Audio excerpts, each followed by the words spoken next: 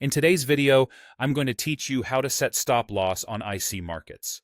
Whether you're trading on MetaTrader 4, MetaTrader 5, or cTrader, the idea is the same, and I'll walk you through it in a clear, practical way. First, a quick foundation. A stop loss, often called SL, is a protective instruction attached to your trade that tells the platform to close your position automatically if price moves against you. Think of it as your safety net. It helps cap potential losses, keeps emotions out of decision-making, and is essential for consistent risk management.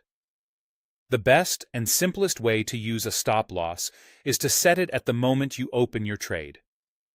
On MT4 and MT5 desktop, start by opening a new order window. Choose the instrument you want to trade, like URUSD. Set your lot size so it aligns with your risk plan. Then look for the field labeled Stop Loss.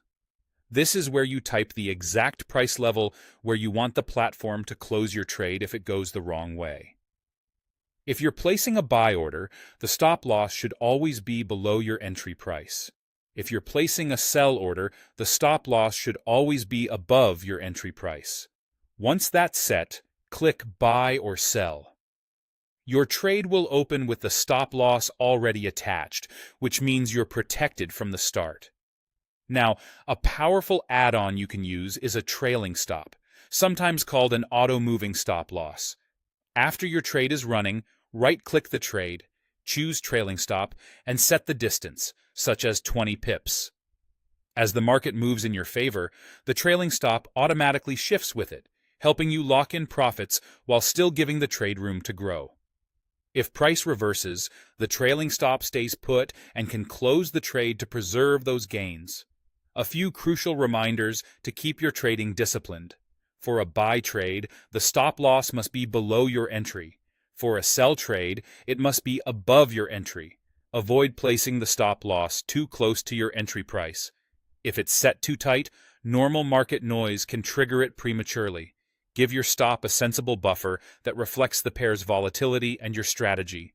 And always use a stop loss, especially in fast-moving or volatile conditions, to protect your account and keep your decisions consistent. That's it. Set the stop loss as you open the trade. Use a trailing stop if you want to lock in momentum, and follow those placement rules to stay protected and in control.